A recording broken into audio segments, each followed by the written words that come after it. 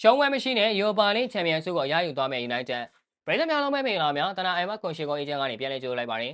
United တို့ကတော့အမှန်ကန်ချက်ပြုတ်ပြနေပါပြီဆိုဗလာအောင်ပွဲနဲ့အနီးဆက်ဆုံးအနေအထားကိုရောက်လာတာပါဥရောပဖိုင်နယ်ထွေးကြုံများတဲ့ United အတွက်ဗိုလ်လူပွဲကစားရတာကအခက်တွေ့စေမဲ့ကိစ္စမဟုတ်ပါဘူး United ပရိသတ်တွေအတွက်ဒီအောင်မြင်မှုကထိုက်တန်ပါတယ် United အသင်းအနေနဲ့တရားစီလုံးပုံစံမျိုးမျိုးနဲ့စိတ်ဒုက္ခပေးခဲ့သမျှလှပတဲ့အဆုံးသတ်နဲ့ပရိသတ်တွေကိုပျော်ရွှင်စေပါတော့မယ် United ဟာနောက်ဆုံး300ဒီမှာအဲ့လိုမျိုးဘယ်လိုပဲအခြေအနေစိုးနေတယ်ပဲပြောပရိသတ်တွေစီဖလားတစ်လုံးတော့ယူလာပေးနေကြဖြစ်ပါတယ်ဘီဘာကို United တို့နှစ်ကြော်စလုံးနိုင်ခဲ့ပြီးယူပါလိမှာရှုံးပွဲမရှိမှတ်တမ်းကောင်းကိုလည်းဆက်လက်ထိန်းသိမ်းနိုင်ခဲ့ပါတယ်။အာမော်ရင်ကတော့ Mourinho အလွန်မှာ United ကိုပထမဆုံးကင်တွယ်ခဲ့တဲ့ရာသီမှာပဲဥရောပဖိုင်နယ်ပို့ပေးနိုင်တဲ့ပထမဆုံးနည်းပြဖြစ်လာခဲ့ပါတယ်။မက်ဆီမော့ကတော့အသစ်တစ်ပံပြန်လည်မွေးဖွားလာခဲ့တယ်လို့မျိုးပါပဲ။သူ့ပုံစံကလန်ဆန်တက်ကြနေတယ်လို့အာမော်ရင်ရဲ့ကစားကွက်အတွက်အကောင်းဆုံးတင်တော်မဲ့သူဆိုတာတက်တည်ပြသွားနိုင်ခဲ့ပါတယ်။ဒီဘက်ခန့်ရဲ့ကျွန်တော်မန်ခွနီကိုဝစ်စင်ပြီးဘက်ခန့်လိုဖြစ်လာမလားစောင့်ကြည့်ရမှာပါ။ဒီရာသီမှာ United အတွက်အပေါင်းလက္ခဏာအဆောင်ဆုံးကတော့အာမတ်ပဲဖြစ်ပြီးပြန်ဝဲဆုံဂိုးပေါင်ဝင်ပတ်သက်မှု18ကြိမ်အထိပြုလုပ်ပေးထားနိုင်တာပါ။ဒါဟာ Bruno 36ကြိမ် Ghana ဆို26ကြိမ်ပြီးအများဆုံးပါပဲ။ United ဟာ Europa League Final မှာစပါးနဲ့တွေ့ရမှာပါ။ Premier League မှာအဆင့်10ပြင်ပရောက်နေတဲ့အသင်း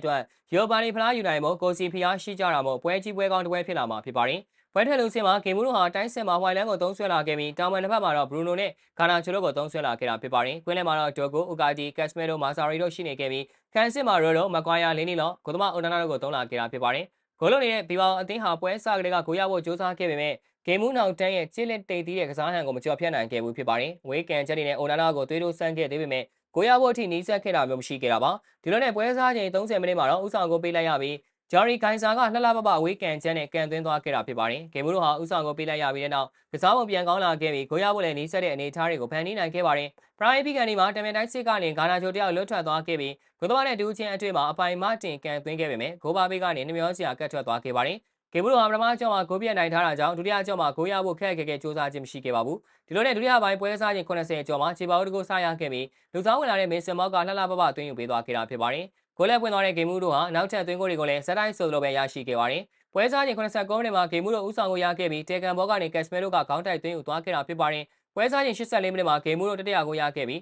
အာမက်ရဲ့ထိုးပေါက်ပေးပို့မှုကနေဟွိုင်လန်ကအဆုံးသတ်ပေးနိုင်ခဲ့တာဖြစ်ပါတယ်။ဂေမူတို့အတွက်အပိတ်ဂိုးကိုတော့မောက်ကသွင်းယူပေးခဲ့တာပါခုလိုမျိုးဂိုးပြအနိုင်ရရှိခဲ့တာကြောင့်ဂေမူတို့ဟာစိတ်အားအင်မတန်တက်ကြွနေပြီးယူပါလိချန်ပီယံဖြစ်မလားဆိုတာကတော့ဆက်လက်စောင့်ကြည့်ရမှာပဲဖြစ်ပါတယ်ဟုတ်ကဲ့ပါဗျာဗီဒီယိုလေးကလောက်ပါမယ်နောက်နေ့မှာလည်းအားကစားနဲ့ပတ်သက်တဲ့သတင်းကြောင်းတွေကိုတင်ဆက်ပေးသွားမှာဖြစ်တာကြောင့်ကျွန်တော်တို့ရဲ့ page လေးကို like and follow လုပ်ပြီးဒီဗီဒီယိုလေးကိုလည်း share ပေးကြပါအောင်လို့ပြောရင်းနဲ့ညီကုန်းချုပ်လိုက်ရပါတယ်ခင်ဗျာ